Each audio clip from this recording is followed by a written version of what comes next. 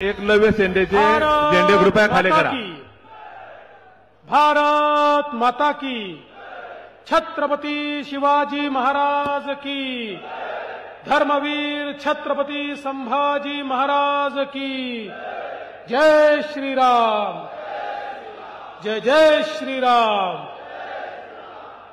आजच्या या जाहीर सभेमध्ये मंचावर उपस्थित आपल्या सर्वांचे लाडके नेते सन्माननीय गिरीश भाऊ महाजनजी, आमचे सहकारी अनिल पाटीलजी, लोकप्रिय आमदार किशोरप्पा पाटील, मंगेशदादा पाटील, मंगेशदादा चव्हाण, पाटील का लिहिलं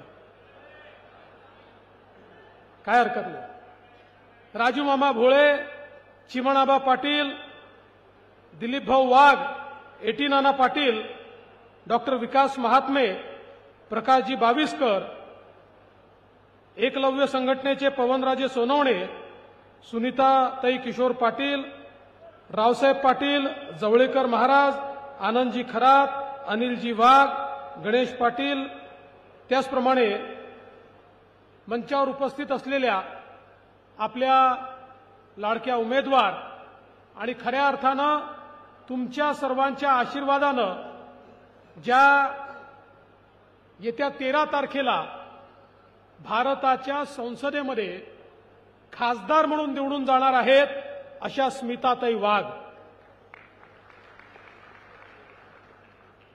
खरं म्हणजे प्रचंड ऊन आहे, 43-44 डिग्री टेम्परेचर आहे आणि अशा उन्हामध्ये देखील इतक्या मोठ्या संख्येने आमच्या माता भगिनी आणि आमचे सर्व बांधव या ठिकाणी उपस्थित आहे, याचाच अर्थ तुम्ही पाचोऱ्यातनं रेकॉर्ड मताने ताईंना निवडून आणण्याचा संकल्प केला आहे हे या ठिकाणी स्पष्ट होत आहे। मी सर्वप्रथम या ठिकाणी बंधू भगिनींनो तुम्हाला हे सांगण्याकरता उभा आहे की ही निवडणूक गल्लीची निवडणूक नाही आहे, ही दिल्लीची निवडणूक आहे। मी याकरता सांगतो की काल उद्धव ठाकरे हे जळगावमध्ये आले होते आणि जळगावमध्ये आल्यानंतर त्यांच्या भाषणामध्ये देशाच्या विकासाचा एकही मुद्दा नाही, समाजाच्या विकासाचा एकही मुद्दा नाही, दलित आदिवासी गरीब ओबीसी विकासाचा एकही मुद्दा नाही, समाजातल्या गरिबाची गरिबी दूर कशी करू एकही मुद्दा नाही।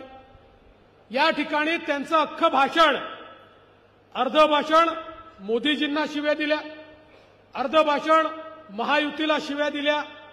बंधू भगिनींनो, ही जी काही आघाडी या ठिकाणी तयार झाली आहे, उद्धव ठाकरे असतील, राहुल गांधी असतील, शरद पवार असतील, नेता नाही, नीती नाही आणि नियतही नाही अशा प्रकारची आघाडी आहे आणि या ठिकाणी केवळ ते गर्जना करतात, ते सांगतात 4 तारखेनंतर भाजपवाल्यांना बिळातनं काढून मारू। अरे 2.5 वर्ष मुख्यमंत्री होते तेव्हा बिळात लपले होते, तेव्हा बाहेर आले नाही आणि आज आम्हाला बिळातनं काढून मारू म्हणता। वाघांना हात लावायची हिंमत आहे यांची? महायुतीचे लोक हे वाघासारखे आहेत, हे काय आम्हाला हात लावणार आहेत? पण यांचं डोकं फिरलंय। पण आता माझ्या लक्षात आलं, मगाशी अनिल पाटील साहेबांनी जे सांगितलं ते खरं आहे, शेवटी कधीतरी सत्य हे तोंडात येतं आणि ते सत्य पवार साहेब बोलले। पवार साहेब म्हणाले या लोकसभेच्या निवडणुकीनंतर सगळे छोटे पक्ष काँग्रेसमध्ये विलीन होतील, म्हणजे त्यांना आता पराभव लक्षात आला, त्यांच्या लक्षात आला आता आपलं अस्तित्व टिकवायचं असेल तर काँग्रेसमध्ये जावं लागेल। त्यामुळे या 4 जून पर्यंत शरद पवार साहेबांची पार्टी, उद्धव ठाकरेंची पार्टी या ठिकाणी आपल्याला पाहायला मिळेल आणि पवार साहेबांच्या भाकितानंतर उबाठा आणि पवार साहेबांची राष्ट्रवादी या दोनही काँग्रेसमध्ये विलीन होणार आहेत आणि त्या ठिकाणी त्यांचं अस्तित्व संपुष्टात येणार आहे। हे आजच पवार साहेबांनी आपल्याला सांगितलं आहे. बंधू भगिनींनो, खरं म्हणजे मी आठवण करून देतो, हिंदू हृदय सम्राट शिवसेना प्रमुख श्रद्धेय बाळासाहेब ठाकरेंनी सांगितलं होतं, ज्या दिवशी काँग्रेसशी युती करण्याची वेळ येईल त्या दिवशी माझ्या शिवसेनेचं दुकान मी बंद करीन. आता पोरांनी काँग्रेसशी युती तर केलीच, पण या निवडणुकीनंतर त्यांची उबाठा सेना काँग्रेसमध्ये विलीन होणार आहे आणि त्याचे शिल्पकार माननीय पवार साहेब असणार आहे. म्हणजे ज्यांचं अस्तित्वच उरणार नाही असे उमेदवार आज आपल्या समोर उभे आहेत. खरं म्हणजे या ठिकाणी मागच्याही वेळी भारतीय जनता पार्टी आणि महायुतीच्या उमेदवाराला तुम्ही भरभक्कम पाठिंबा दिला, मोठ्या मताने तुम्ही त्यांना निवडून आणलं. पण बंधू भगिनींनो, मोठ्या मताने निवडून आणल्यानंतर 5 वर्षामध्ये त्यांचा जो व्यवहार होता, खरं म्हणजे निवडणुकीचा काळ आहे, सगळ्या गोष्टी सार्वजनिक करायच्या नसतात, त्यामुळे मी त्याबद्दल बोलणार नाही. पण एकदा त्यांनी देखील आत्मचिंतन केलं पाहिजे की त्यांचं तिकीट का कटलं, याचं आत्मचिंतन त्यांनी केलं तर त्यांच्या लक्षात येईल काय काय चुका त्यांच्या हातून झाल्या. आणि खरं म्हणजे त्यांचं तिकीट कापून आम्ही एक प्रकारे त्यांना त्या ठिकाणी वाचवलं असंच मी म्हणेन. ज्या मार्गाने ते चालले होते त्या मार्गाने जाण्यापासून आम्ही त्यांना परावृत्त केलाय. पण मी यापेक्षा अधिक त्यांच्याबद्दल बोलणार नाही. मला विश्वास आहे की ताईंसारख्या ज्यांनी या जिल्ह्यामध्ये प्रचंड काम केलं आहे, जिल्हा परिषदेच्या माध्यमातून एक आमदार म्हणून विधान परिषदेच्या त्यांनी जनसामान्यांमध्ये आपली एक प्रतिमा उभी केली आहे. आणि म्हणून मला विश्वास आहे की निश्चितपणे आपण सगळे लोक ताईंच्या पाठीशी उभे राहाल. बंधू भगिनींनो, जसं मी सांगितलं, ही निवडणूक ही साधी निवडणूक नाहीये. या निवडणुकीमध्ये देशाचा नेता निवडायचा आहे. कोणाच्या हातामध्ये देश सुरक्षित राहील, कोण देशाला विकासाकडे नेईल, कोण सामान्यांचे आशा आकांक्षा आणि अपेक्षा पूर्ण करू शकतो, कोण आपल्या जीवनात परिवर्तन आणू शकतो, याचा फैसला करणारी ही निवडणूक आहे.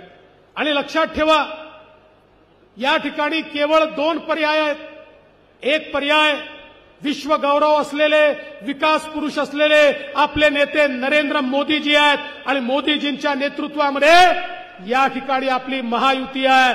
ज्या महायुतीमध्ये या ठिकाणी एकनाथराव शिंदेजींची शिवसेना आहे, या ठिकाणी अजितदादा पवारांची राष्ट्रवादी काँग्रेस आहे, या ठिकाणी आपली मनसे आहे, या ठिकाणी रिपाई आहे, या ठिकाणी रासपा आहे आणि आता आपली एकलव्य संघटना देखील आपल्या सोबत आहे. या ठिकाणी वेगवेगळ्या संघटना मिळून एक आपली मोठी महायुती तयार झाली आहे. दुसरीकडे काय आहे? दुसरीकडे आहेत राहुल गांधी. आणि राहुल गांधींच्या नेतृत्वात 24 पक्षांची खिचडी. ही 24 पक्षाची खिचडी कशी आहे? कोणीच कोणाला नेता म्हणायला तयार नाही आहे. प्रत्येक जण म्हणतो मला पान फुलं वाहा, मीच नेता आहे. अशा प्रकारची 24 पक्षांची खिचडी आहे. आपली महायुती म्हणजे विकासाची ट्रेन आहे, विकासाची ट्रेन. या विकासाच्या ट्रेनला मोदीजींचं भक्कम इंजिन लागलेलं आहे. वेगवेगळ्या पक्षाच्या बोग्या त्याला लागल्या आहेत. या बोग्यांमध्ये दीन, दलित, गोर, गरीब, आदिवासी, शेतकरी, शेतमजूर, महिला, अल्पसंख्याक, ओबीसी, भटके, विमुक्त सगळ्यांना बसायला जागा आहे. सगळ्यांना मोदीजींच्या विकासाच्या ट्रेनमध्ये बसवून सबका साथ सबका विकास म्हणत आपली ट्रेन विकासाकडे जाते. आणि दुसरीकडे अवस्था काय आहे? दुसरीकडे राहुल गांधींना केवळ इंजिनच आहे, त्यांच्या ट्रेनला बोग्याच नाही आहे, तिथे फक्त इंजिन आहे. राहुल गांधी म्हणतात मी इंजिन आहे, शरद पवार म्हणतात मी इंजिन आहे, उद्धव ठाकरे म्हणतात मी इंजिन आहे, स्टॅलिन म्हणतो मी इंजिन आहे, ममता बॅनर्जी म्हणते मी इंजिन आहे, लालूचा पोरगा म्हणतो मी इंजिन आहे, मुलायमचा पोरगा म्हणतो मी इंजिन आहे. तिथे एकही डब्बा नाही आहे, तिथे केवळ इंजिन आहे. आणि बंधू भगिनींनो, इंजिनमध्ये सर्वसामान्य माणसाला बसायला जागा असते का? सांगा, असते का? नसते. त्या ठिकाणी केवळ ड्रायव्हर बसतो. राहुल गांधींच्या इंजिनमध्ये फक्त सोनियाजी आणि प्रियंकाजीला जागा आहे. उद्धव ठाकरेंच्या इंजिनमध्ये फक्त आदित्य ठाकरेंना जागा आहे आणि शरद पवारांच्या इंजिनमध्ये केवळ सुप्रियाताईंना जागा आहे. तुमच्याकरता जागा ही फक्त मोदीजींच्या गाडीमध्ये आहे. ज्या क्षणी स्मिताताई वाघ यांच्या कमळाचं बटन तुम्ही दागाल त्या क्षणी जळगावची बोगी मोदीजींच्या इंजिनला लागेल आणि मग विकासापासनं आपल्याला कोणीही थांबवू शकणार नाही. आणि म्हणून या ठिकाणी जे लोक येऊन तुम्हाला वेगवेगळ्या गोष्टी सांगतायत त्यांना ऐरणी भाषेमध्ये तुम्ही सांगा, डोका माने भुसा नि कोठे बी पुसा. अशा प्रकारे यांची अवस्था आहे. आणि म्हणून या सगळ्या लोकांना हे सांगा, आम्ही केवळ आणि केवळ या ठिकाणी मोदीजींच्या सोबत आहोत. बंधू भगिनींनो, मोदीजींनी या देशामध्ये एक मोठा चमत्कार केला. 10 वर्षामध्ये 25 कोटी लोकांना गरिबी रेषेच्या वर हे मोदीजींनी आणलं. 10 वर्षात 20 कोटी लोकांना कच्च्या घरातनं झोपडीतनं पक्क घर दिलं. 10 वर्षामध्ये 50 कोटी घरांमध्ये गॅसचं सिलेंडर आणि चुल्हा दिला. 10 वर्षामध्ये 55 कोटी लोकांच्या घरी शौचालय दिलं. 10 वर्षामध्ये 70 वर्षात ज्या 60 कोटी लोकांकडे पिण्याचं पाणी आलं नव्हतं, ज्या 60 कोटी लोकांना त्या ठिकाणी आया बहिणींना हंडा घेऊन नदीवर जावं लागायचं, विहिरीवर जावं लागायचं, सार्वजनिक नळावर जावं लागायचं, त्या 60 कोटी लोकांच्या घरी 10 वर्षामध्ये मोदीजींनी शुद्ध पिण्याचं पाणी आणलं. मोदीजींनी 55 कोटी लोकांना आयुष्यमान भारत नावाच्या योजनेत 5 लाखापर्यंतचा इलाज हा मोफत दिला. आणि आता तर 60-70 वर्षाच्या वर प्रत्येकाला सगळ्या प्रकारचा इलाज मोफत, गोळ्या, इंजेक्शन, औषधी, ऑपरेशन सगळं फुकट देण्याचा निर्णय हा मोदीजींनी घेतला. 80 कोटी लोकांना मोदीजी 2020 सालापासून मोफत रेशन देतात आणि पुढचे 5 वर्ष या 80 कोटी लोकांना मोदीजींच्या माध्यमातून मोफत रेशन मिळणार आहे, ज्यामध्ये 7 कोटी लोक आपल्या महाराष्ट्रातले आहेत. 60 कोटीपेक्षा जास्त तरुणांना मोदीजींनी मुद्राचं लोन दिलं. 10 लाखापर्यंतचं लोन. त्या ठिकाणी कुठलंही तारण नाही, कुठलाही गॅरंटर नाही, अशा प्रकारचं हे लोन त्या ठिकाणी मोदीजींनी दिलं. पूर्वी एखादा तरुण बँकेत गेला तर त्याला विचारायचे, तारण ठेवायला जमीन आहे का, कोणी सरकारी व्यक्ती तुझी गॅरंटी घेईल का. पण आता मोदीजींनी सांगितलं, या सगळ्यांची गॅरंटी मी घेतो. आणि आता तर 10 लाखाच्या ऐवजी 20 लाखाचं लोन बिना गॅरंटरचं या ठिकाणी मिळणार आहे. आणि ज्या 60 कोटी लोकांना हे लोन मिळालेलं आहे त्याच्यामध्ये 50% जास्त आमच्या माता भगिनी आहेत, ज्या आज आपल्या पायावर उभ्या राहिल्या आहेत. मोदीजींनी देशामध्ये 80 लाख बचत गट तयार केली. 8 लाख कोटी रुपये त्याला दिले. 10 कोटी महिलांना आपल्या पायावर उभं केलं. आणि आता त्यापैकी 3 कोटी महिलांना मोदीजी लखपती दीदी बनवतात आणि हळूहळू या सगळ्या 10 कोटी महिलांना लखपती बनवण्याचा कार्यक्रम या ठिकाणी मोदीजींनी सुरू केला आहे. माता भगिनींनो, तुमच्याकरता मोदीजींनी जे काम केलं आहे यापूर्वी या देशामध्ये कोणीच केलं नव्हतं. आणि आता तर आमच्या एक स्मिताताई या ठिकाणी चालल्यात. पण मोदीजींनी सांगितलं 2026 नंतर हा जो मंच आहे यातल्या अर्धा मंच हा महिलांकरता रिझर्व्ह असणार आहे. कारण 2026 नंतर देशाच्या लोकसभेमध्ये 33% खासदार महिला आणि देशाच्या विधानसभेमध्ये 33% आमदार महिला जाणार आहे. महिलांना खऱ्या अर्थानं अधिकार देणारा नेता जर कोणी असेल तर तो आपले मोदीजी आहेत. म्हणून सगळ्या महिलांनी एकदा मोदीजींकरता जोरदार टाळ्या या ठिकाणी वाजवा. आज आपण पाहू शकतो समाजातल्या प्रत्येक घटकाकरता मोदीजींनी काम केलं. आमच्या आदिवासी समाजाकरता मोदीजींनी 24,000 कोटी रुपयाची योजना आणली. आज आदिवासी गावांमध्ये, पाड्यांमध्ये, वाड्यांमध्ये, वस्त्यांमध्ये सर्व प्रकारच्या व्यवस्था मोदीजींच्या माध्यमातून त्या ठिकाणी पोहोचतायत.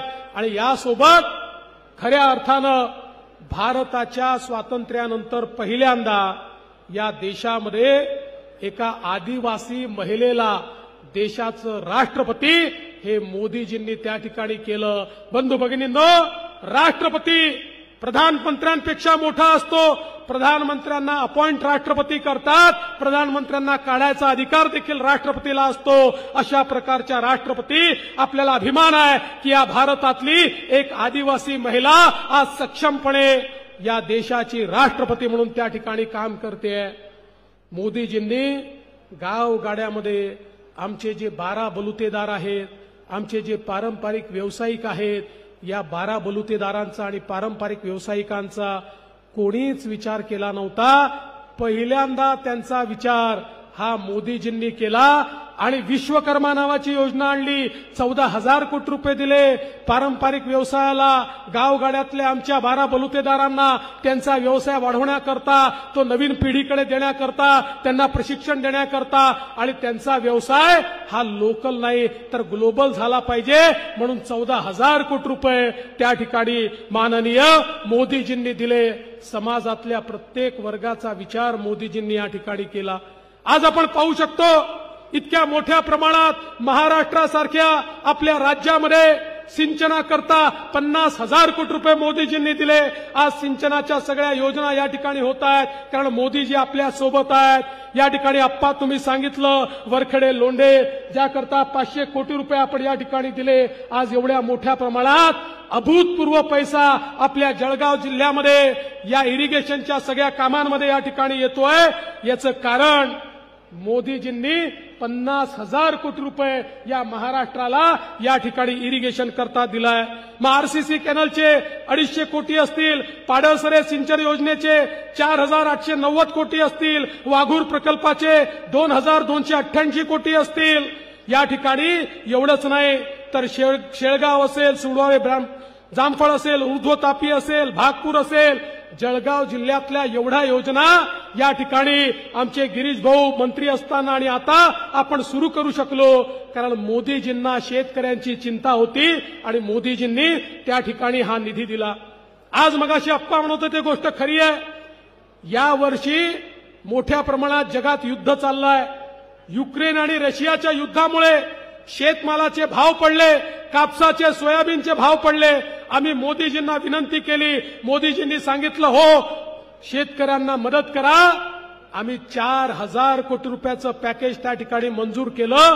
भावांतर योजनेच्या अंतर्गत या ठिकाणी आपली निवडणूक संपली आणि आचारसंहिता संपली की कापसाचा शेतकरी आणि सोयाबीनचा शेतकरी यांच्या खात्यामध्ये थेट भावांतराचे पैसे त्या ठिकाणी आम्ही जमा करणार आहोत आणि आमच्या शेतकऱ्यांना मदत करण्याचं काम मोदीजींच्या माध्यमातून आपण करतोय.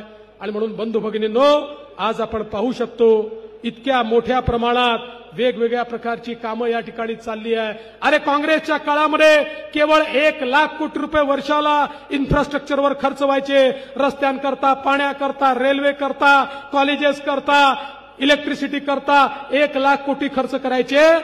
मोदीजी 13,00,000 कोटी रुपये वर्षाला खर्च करतात. आणि म्हणून मगाशी गिरीश भाऊंनी सांगितलं सगळीकडे कॉन्क्रीटचे रस्ते, गुळगुळीत रस्ते होतात. याचं कारण मोदीजी हजारो कोटी रुपये आपल्या महाराष्ट्राला देत आहेत. त्यामुळे गरीबाचा नेता आहे, शेतकऱ्याचा नेता आहे, सामान्यांचा नेता आहे, दलित आदिवासींचा नेता आहे आणि एक प्रकारे या भारताला बदलण्याचं काम माननीय मोदीजींनी केलं आहे. पण बंधू भगिनींनो, हे लक्षात ठेवा, ज्यावेळी आपल्याला लोकांना कन्व्हिन्स करता येत नाही त्यावेळी लोकांना कन्फ्यूज करण्याचा प्रयत्न होतो.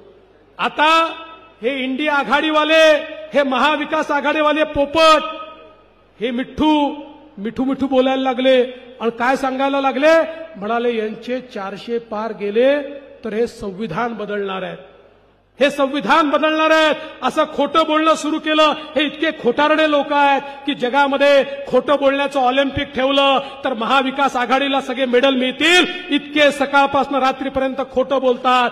मी तुम्हाला या निमित्ताने सांगतो, मोदीजींनी सांगितलंय जोपर्यंत या भूतलावर चंद्र आणि सूर्य आहे तोपर्यंत बाबासाहेबांचं संविधान कोणी बदलू शकत नाही. मोदीजींनी सांगितलं बाबासाहेबांचं संविधान हे मला गीता बायबल कुराण पेक्षा देखील महत्वाचं आहे. आणि या ठिकाणी मोदीजी म्हणाले डॉक्टर बाबासाहेब आंबेडकर होते म्हणूनच माझ्यासारखा एक गरीबाचा चहा विकणारा मुलगा देशाचा प्रधानमंत्री झाला. बंधू भगिनींनो, या संविधानाची रक्षा करणारे मोदीजी आहेत. माझा काँग्रेसवाल्यांना सवाल आहे, माझा या आघाडीवाल्यांना सवाल आहे, अरे सांगा 1975 साली श्रीमती इंदिरा गांधींनी 2 वर्ष भारताचं संविधान गुंडाळून अलमारीत बंद करून ठेवलं होतं आणि तानाशाही आणली होती. त्यावेळेस तुमची तोंड का उघडली नाही? माझा त्यांना सवाल आहे, 70 वर्ष काश्मीरमध्ये भारताचं संविधान लागू नव्हतं. काश्मीरमध्ये दलित आदिवासी ओबीसींना 70 वर्ष आरक्षण नव्हतं. मोदीजींनी भारताचं संविधान 370 कलम हटवून पूर्णपणे काश्मीरला लागू केलं आणि त्या ठिकाणी एससी एसटी ओबीसीला त्या ठिकाणचं आरक्षण दिलं. आरक्षण देणारे आणि संविधान लावणारे मोदीजी आहेत. पण हे काँग्रेस आणि आघाडीचे लोक ज्यांनी जाणीवपूर्वक बाबासाहेबांचा 2दा पराभव केला असे हे सगळे या ठिकाणी संविधान विरोधक एकत्रित आले आहेत आणि लोकांना खोटं सांगतायत. पण चिंता करू नका, ये पब्लिक है, ये सब जानती है. लोकांना माहिती आहे या देशाला विकासाकडे घेऊन जाणारा एक वाघ असेल तर त्या वाघाचं नाव म्हणजे या तर आपल्या वाघ आहेतच, पण त्या वाघाचं नाव या ठिकाणी नरेंद्र मोदी आहे. बंधू भगिनींनो, मी तुम्हाला एवढंच सांगतो, लक्षात ठेवा, ही गल्लीची नाही दिल्लीची निवडणूक आहे. या निवडणुकीमध्ये देशाची अर्थव्यवस्था कोण सांभाळू शकतं हे बघण्याची आवश्यकता आहे. 12व्या क्रमांकावरनं 5व्या क्रमांकावर आणली. आता जगामध्ये 3ऱ्या क्रमांकावर मोदीजी अर्थव्यवस्था नेत आहेत. आज आपण बघा देशाला नेतृत्व कोण देऊ शकतं. विचार करा, कोविडच्या काळामध्ये राहुल गांधी जर प्रधानमंत्री असते तर काय अवस्था झाली असती. आपण बघितलं, आपल्याकडे उद्धवजी मुख्यमंत्री होते, 2.5 वर्ष कोविडमध्ये घराबाहेरच पडले नाही. नेताच जर घरी अडकून पडेल आणि नेताच जर घाबरेल, अरे गिरीश भाऊ आम्ही सगळे अप्पा सगळे आमचे आमदार आम्ही रस्त्यावर होतो, हे घरामध्ये बंदिस्त होते. बंधू भगिनींनो, आठवा तो काळ ज्या काळामध्ये नातेवाईकांकडे जायची देखील चोरी होती, ज्या काळात कोणी कोणाच्या मौत मिट्टीला जात नव्हतं. जगाच्या पाठीवर लोक म्हणायचे भारतामध्ये 40-50 कोटी लोक तरी मरतील, पण मोदीजींनी त्या ठिकाणी लक्षात घेतलं जगाच्या पाठीवर केवळ 4 देशांकडे कोविडची लस होती. ते देश वाट पाहत होते, भारत आपल्याकडे येईल, आपल्याला भीक मागेल, मग भीकेमध्ये काही लसी देऊन टाकू. पण मोदीजींना माहिती होतं यांच्याकडे भीक मागून देखील माझ्या भारतीयांना मी जिवंत ठेवू शकत नाही. मोदीजींनी शास्त्रज्ञांना एकत्रित केलं, त्यांना रिसोर्सेस दिले, त्यांना रॉ मटेरियल दिलं आणि कोविडची लस आपल्याच देशामध्ये मोदीजींनी तयार करून घेतली. जगातला 5वा देश भारत झाला की ज्यांनी कोविडची लस तयार केली आणि 140 कोटी लोकांना 2 वेळा लस मोदीजींनी त्या ठिकाणी दिली, मोफत दिली, विनामूल्य दिली.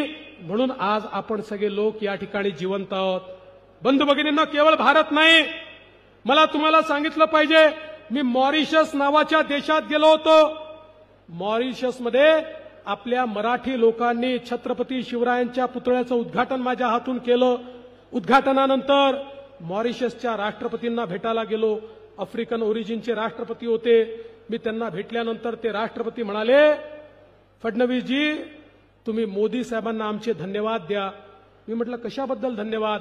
म्हणाले माझा मॉरिशस आज जिवंत आहे कारण कोविडच्या काळात मोदीजींनी कोविडची लस मला दिली. जर त्यांनी दिली नसती तर माझा मॉरिशस बेचिराख झाला असता. बंधू भगिनींनो, असे सांगणारे 100 देश आहेत. 100 देशाचे राष्ट्रपती आणि 100 देशाचे प्रधानमंत्री म्हणतात आमचा नेता जर कोणी असेल तर तो नरेंद्र मोदी आहे, कारण त्यांचा देश हा मोदीजींमुळे जिवंत आहे. आपला नेता साधा नेता नाही आहे, हा वैश्विक नेता आहे. जर मोदीजींच्या जागी राहुल गांधी असते तर काय अवस्था झाली असती आपण बघा. त्यांनी सांगितलं असतं मी इकडनं मशीनमध्ये आलू टाकतो, तिकडनं सोनं निघतं, अशा प्रकारचं वक्तव्य त्यांनी केलं असतं आणि भारताला बेचिराख करून टाकलं असतं. आणि म्हणून आज मोदीजींच्या नेतृत्वात एक सशक्त भारत तयार झालाय.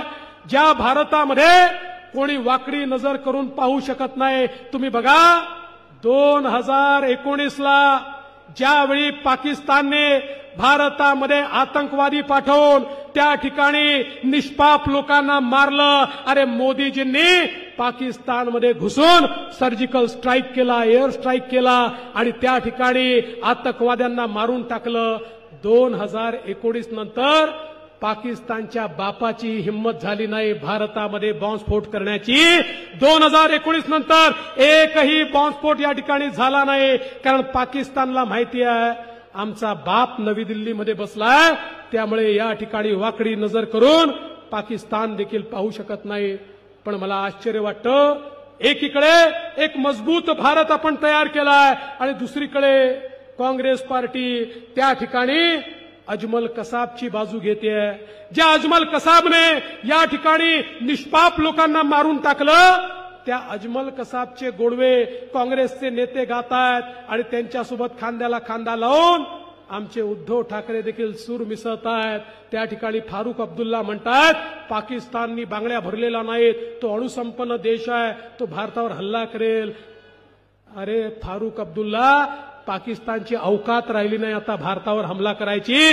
या ठिकाणी मोदी नावाचा वाघ आहे. अरे पाकिस्तानची हालत अशी आहे, मोदीजींच्या नेतृत्वात भारत तर जगातली 5वी अर्थव्यवस्था झाला आणि पाकिस्तान कटोरा घेऊन फिरतोय. आणि म्हणून हे जे पाकिस्तान धार्जिणे लोक आहे, जे पाकिस्तानचे गोडवे गातात, त्यांना आता घरी बसवायची वेळ आहे आणि सर्वसामान्य माणसाचा विकास करून एक मजबूत देश तयार करणारे मोदीजी यांच्या पाठीशी आपल्याला उभं राहायचं आहे. आणि म्हणून येत्या 13 तारखेला ज्यावेळी तुम्ही स्मिताताईच्या कमळाची बटन दाबाल, वोट स्मिताताईला मिळेल, पण तुमचं वोट मोदीजींना देखील मिळेल, तुमचा आशीर्वाद मोदीजींना देखील मिळेल. मोदीजींना पुन्हा एकदा तिसऱ्यांदा देशाचा प्रधानमंत्री करण्याकरता स्मिताताईंना रेकॉर्ड मताने निवडून द्या, एवढीच विनंती करतो आणि माझं बोलणं संपवतो.